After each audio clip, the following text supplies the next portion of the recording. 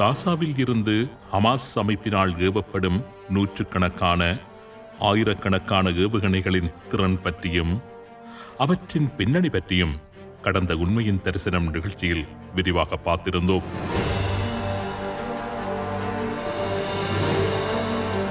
காசாவில் உள்ள பலஸ்தீன மக்களின் விடுதலைக்காக போராடி வருகின்ற ஹமாஸ் அமைப்பின் இராணுவ பிரிவான அல் ஹசாம் பிரிகேட் மற்றும் பலஸ்தீனியன் இஸ்லாமிக் ஜிஹாத் அமைப்பின் இராணுவ பிரிவான அல் குவாட்ஸ் பிரிகேட்ஸ் போன்ற அமைப்புகள் இஸ்ரேல் மீது இந்த தாக்குதல்களை மேற்கொண்டு வருகின்றன.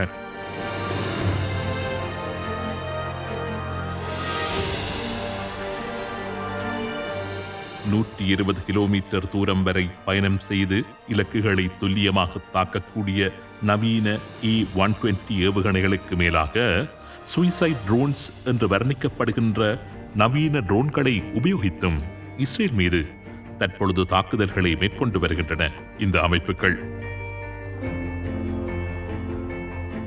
அதுவும் வெறுமனே காசாவில் இருந்து மாத்திரமல்லாமல் சிரியா மற்றும் லெபனானில் இருந்தும் இஸ்ரேல் மீது ராக்கெட் தாக்குதல்கள் மேற்கொள்ளப்பட்டு வருகின்றன. ஈரான் தரப்பில் இருந்தும் இஸ்ரேல் மீதான எறிகணை தாக்குதல்கள் மேற்கொள்ளப்படுவதற்கான சாத்தியங்கள் இருப்பதாக எச்சரிக்கப்படுகின்ற இந்த சந்தர்ப்பத்தில் இந்த வான்வழியான ஏவுகணை தாக்குதல்களை இஸ்ரேல் எவ்வாறு சமாளித்து வருகின்றது, எதிர்காலத்தில் எவ்வாறு சமாளிக்கப் போகின்றது என்று பார்ப்பது அவசியமாகின்றது.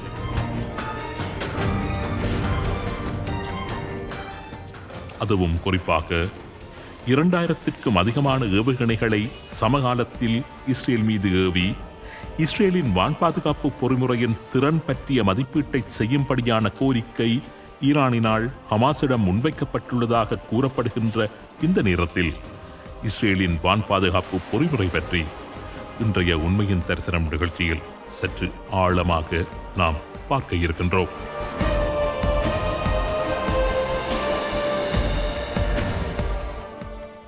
ஒரு சிறிய நாடு என்று கூறுவதை விட மிக மிக மிகச்சிறிய நாடு என்று கூறுவது பொருத்தமாக இருக்கும். இஸ்ரேலின் மொத்த நீளமே வெறும் 420 கிலோமீட்டர் தான். அகலம் 115 கிலோமீட்டர். எல்லைகளில் இருக்கின்ற அத்தனை நாடுகளுமே இஸ்ரேலை எந்த நேரமும் விழுங்கி ஈப்பமிட துடித்துக் கொண்டிருக்கின்ற இஸ்ரேலின் பரம வைரிகள்.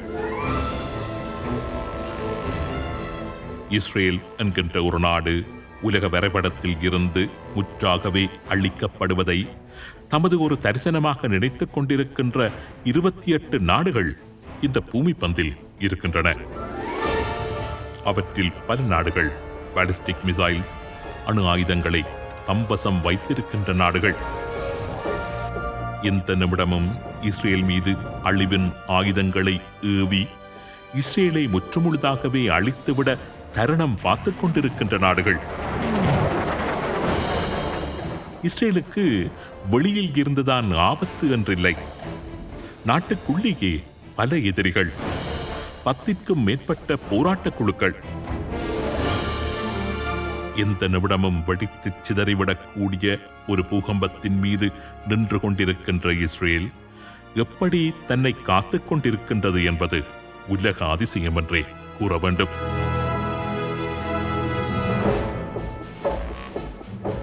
இஸ்ரேலை நோக்கி தொடர்ந்து ஏவப்பட்டுக் கொண்டிருக்கின்ற ஏவுகணைகளில் இருந்து இஸ்ரேலை காப்பாற்றுகின்ற பல காரணிகளுள் முக்கியமானது அதனது வான் பாதுகாப்பு பொறிமுறைதான்.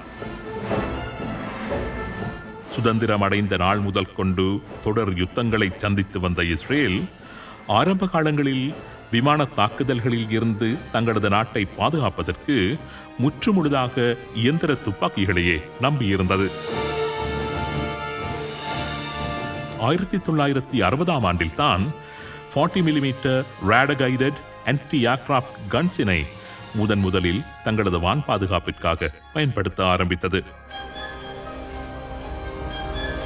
1965ஆம் ஆண்டுதான் இஸ்ரேல் தனது வான் பாதுகாப்பிற்காக முதலில் மிசைல்ஸ், அதாவது ஏவுகணைகளை பயன்படுத்த ஆரம்பித்திருந்தது. அமெரிக்க தயாரிப்பான MIM M23 ஹவாக் என்ற சர்ஃபஸ் டு ஏர் மிசைல்ஸினை பயன்படுத்த ஆரம்பித்தது. தொடர்ந்து இஸ்ரேலின் வான் பாதுகாப்பு பொறிமுறை நவீனமயப்படுத்தப்பட்டது. அமெரிக்க தயாரிப்புகளான MIM-72 சாப்பரல், M163 வாட்ஸ் போன்ற நவீன விமான எதிர்ப்பு ஏவுகணைகளை இஸ்ரேலை சூழ நிறுவி அந்த காலகட்டத்தில் இஸ்ரேல் சந்தித்த பல்வேறு யுத்தங்களின் போது தனது நாட்டை அது காத்துக் கொண்டது. 90களின் ஆரம்பத்தில் லெபனானில் தங்கியிருந்த ஹிஸ்புல்லா அமைப்பு இஸ்ரேல் மீது ராக்கெட் தாக்குதல்களை மேற்கொண்ட போது அந்த தாக்குதல்களை எதிர்கொள்வது இஸ்ரேலிய படைகளுக்கு பெரிய சவாலாக இருந்தது. அந்த நேரத்தில் இஸ்ரேலிய பாதுகாப்பு படையினர் வசம் இருந்த short range anti missile system ஹமாஸின் குறுந்தூர ராக்கெட்டுகளை தடுத்து நிறுத்த போதுமானதாக இருக்கவில்லை. 2001ஆம் ஆண்டு பலஸ்தீனர்களின் 2வது இன்டிஃபாடா நடைபெற்றுக் கொண்டிருந்த போது காசா பிராந்தியத்தில் இருந்து ஹசாம் என்ற பெயரில் முதலாக ராக்கெட் தாக்குதல்களை ஹமாஸ் ஆரம்பித்தது. இஸ்ரேல் மக்களை மிகவும் அச்சப்படுத்திய தாக்குதல் அது என்று கூறலாம். இத்தனைக்கும் ஹமாஸ் முதலில் ஏவிய ஹசாம் 1 என்கின்ற ராக்கெட்டுகள் வெறும் 5 கிலோகிராம் நிறையுடைய மிக மிக சிறிய ராக்கெட்டுகள் தான். 3 கிலோமீட்டர் தூரம்தான் தாக்குதல் வீச்சை கொண்டவை. விழுந்து வெடிக்கின்ற பொழுது பெரிய அளவில் சிதத்தையும் ஏற்படுத்தாதவை. ஆனால் அந்த ராக்கெட்டுகள் இஸ்ரேலிய மக்கள் மத்தியில் ஏற்படுத்திய உளவியல் தாக்கம் என்பது இஸ்ரேல் தனது வரலாற்றில் சந்தித்த மிகப்பெரிய தாக்கங்களுள் ஒன்று என்று கூறுகின்றார்கள் இஸ்ரேலிய ஆய்வாளர்கள். ஹமாஸின் ஹசாம் 1, ஹசாம் 2, ஹசாம் 3 என்ற அந்த ராக்கெட்டுகள் இஸ்ரேலில் ஏற்படுத்திய உயிரிழப்புகள், சேதங்கள் ஒருபுறம் இருக்க, இஸ்ரேலிய மக்களின் மனங்களில் ஏற்படுத்திய உளவியல் தாக்கங்கள் தான் மிக மிக பெரியது என்று கூறுகின்றார்கள் இஸ்ரேலிய உளவியலாளர்கள். ராக்கெட்டுகளின் தாக்குதல் எல்லைகளுக்குள் வசித்து வந்த குழந்தைகளுள் 50% ட்ரோமா என்று அழைக்கப்படுகின்ற ஆழ்மனங்களில் ஏற்படுகின்ற உளவியல் காயத்திற்கு உள்ளானதாக தரவுகள் தெரிவிக்கின்றன.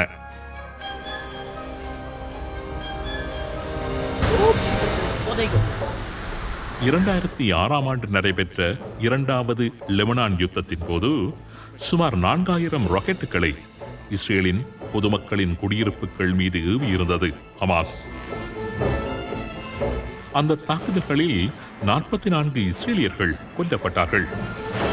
ஹமாஸின் அந்த ராக்கெட் அச்சுறுத்தலில் இருந்து பொதுமக்களை காப்பாற்றுவதற்காக சுமார் 2.5 லட்சம் இஸ்ரேலிய பிரஜைகளை எறிகணை வீச்சலைகளை தாண்டி வேறு இடங்களுக்கு நகர்த்தியதுடன் சுமார் 1 மில்லியன் மக்களுக்கான பங்கர்ஸ் பாதுகாப்பு நிலைகளை அவசரமாக அமைக்க வேண்டிய நிர்பந்தத்தையும் இஸ்ரேலிய அரசாங்கத்துக்கு உருவாக்கியிருந்தது.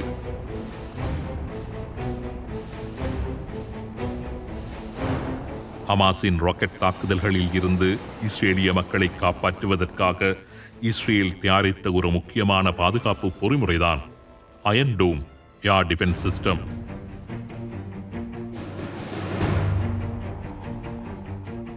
லெபனான் யுத்தம் நடைபெற்று ஒரு வருடத்தில், அதாவது 2007ஆம் ஆண்டு முதன்முறையாக அயன் டோம் ஏர் டிஃபென்ஸ் சிஸ்டத்தினை ரகசியமாக அறிமுகப்படுத்திய இஸ்ரேல் 2011ஆம் ஆண்டு மார்ச் மாதம் 27ஆம் தேதி முதல் உத்தியோகபூர்வமாக இந்த அயன் டோம் ஏர் டிஃபென்ஸ் சிஸ்டத்தினை காசாவில் இருந்து 40 கிலோமீட்டர் தொலைவில் உள்ள பெர்ஷிபா என்கின்ற இடத்தில் நிறுவி அன்று முதல் இஸ்ரேல் மக்களின் பாதுகாப்பிற்கான ஒரு இரும்பு திரையாக அதனை நிலைநிறுத்தி வருகின்றது.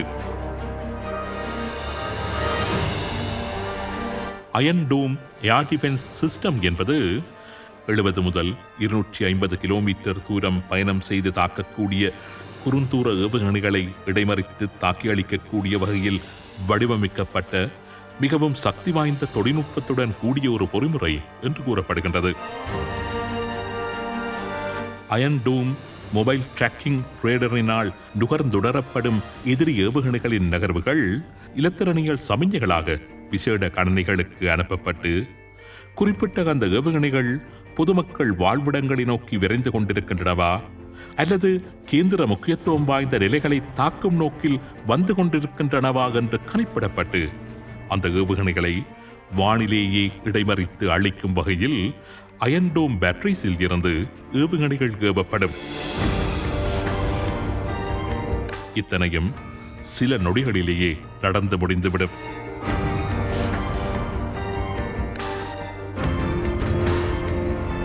ஒரே நேரத்தில் வேறு திசைகளில் இருந்து ஏவப்படும் எறிகணைகளை கூட தாக்கி அளிக்க வல்ல தொழில்நுட்பத்தை இந்த அயன் டோம் கொண்டிருப்பதாகவும் கூறப்படுகின்றது. குறுந்தூர ஏவுகணைகளை தாக்கி அளிக்கக்கூடிய உலகின் ஏர் டிஃபென்ஸ் சிஸ்டங்களில் இந்த அயன் டோம் ஏர் டிஃபென்ஸ் சிஸ்டம் மிக சிறந்தது என்று கூறப்படுகின்றது. எதிரிகளினால் ஏவப்படும் ஏவுகணைகளில் 90% தாக்கி அளிக்கும் திறனை இந்த அயன் டோம் ஏர் டிஃபென்ஸ் சிஸ்டம் வெளிப்படுத்தி வருகின்ற அதேவேளை அமெரிக்கா உட்பட பல்வேறு நாடுகளும் இந்த அயன் டோம் ஏர் டிஃபென்ஸ் சிஸ்டத்தை கொள்வனவு செய்து வருவதும் குறிப்பிடத்தக்கது. இந்த அயன் டோம் சிஸ்டத்தை பொறுத்தவரையில் சாதகமான அம்சங்கள் என்று நிறைய விடயங்கள் ஒரு பக்கம் இருக்க, பாதகமான அம்சம் என்று கூறப்படுகின்ற ஒரு விடயம் இதனது செலவு. ஒரு அயன் டோம் பேட்டரியின் உற்பத்தி செலவு $50 பில்லியன். இஸ்ரேல் வசம் தற்பொழுது இருப்பதாக கூறப்படுகின்ற 15 அயன் டோம் பேட்டரிகளில் பல பேட்டரிகள் அமெரிக்கா வழங்கிய விசேட நிதி உதவியிலேயே உருவாக்கப்பட்டவை என்பது குறிப்பிடத்தக்கது. அத்தோடு அயன் டோம் பேட்டரிகளில் இருந்து ஏவப்படும் ஒரு அயன் டோம் ஏவுகணையின் விலை $40 முதல் $60 லட்சம் என்று கூறப்படுகின்றது. காசாவில் இருந்து நூற்றுக்கணக்கில் ஆயிரக்கணக்கில் எறிகணைகள் ஏவப்படுகின்ற பொழுது அவற்றில் ஒவ்வொரு எறிகணையையும் தடுப்பதற்கு ஒரு அயன் டோம் ஏவுகணையை பயன்படுத்த வேண்டி இஸ்ரேலுக்கு இருக்கின்ற பொருளாதார நிர்பந்தம்தான் இஸ்ரேலின் அயன் டோம் ஏர் டிஃபென்ஸ் சிஸ்டத்தில் இருக்கின்ற மிகப்பெரிய பிரதிகூலம் என்று கூறுகின்றார்கள் நோக்கர்கள்.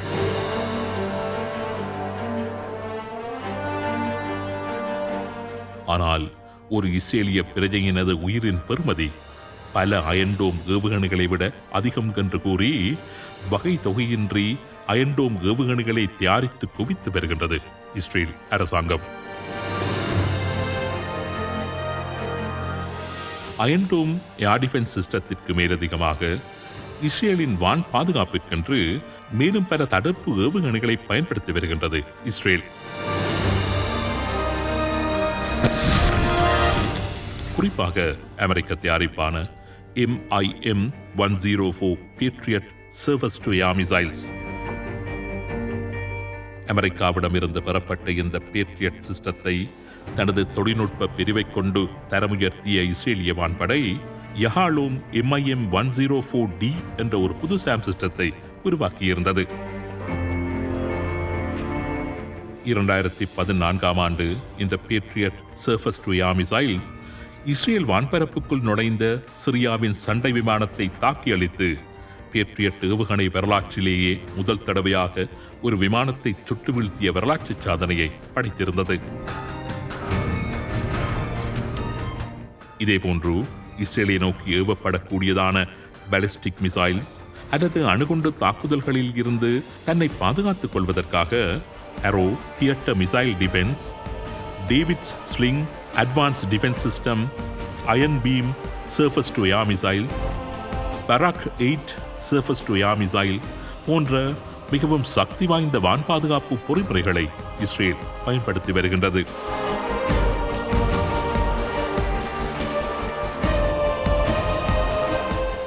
காசாவில் இருந்து ஏவப்படும் ஏவுகணைகளை தடுத்து நிறுத்துவதற்காக வான் பாதுகாப்பு கவசங்களை இதுபோன்ற ஏர் டிஃபென்ஸ் சிஸ்டம்ஸ் மூலம் அமைத்துக் கொண்டுள்ள இஸ்ரேல் ஏவுகணைகளை ஏவும் ஹமாஸின் திறனை மட்டுப்படுத்த அல்லது முற்றாகவே அழித்துவிட வான் தாக்குதல்களையும் தரை நடவடிக்கைகளையும் தொடர்ந்து மேற்கொண்டு வருகின்றது.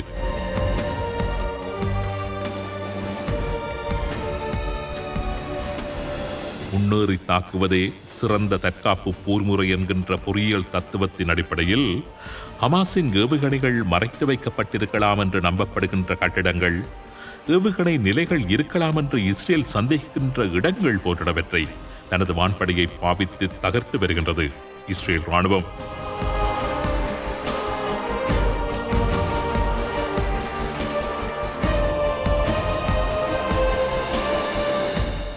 என்னதான் தாக்குதல்களுக்கான நியாயப்பாடுகள் இரண்டு தரப்புகளிடமும் காணப்பட்டாலும் மனிதர்களும் மானிடமும் களமுனைகளில் அழிந்து கொண்டிருப்பதுதான் மிகப்பெரிய சோகம்.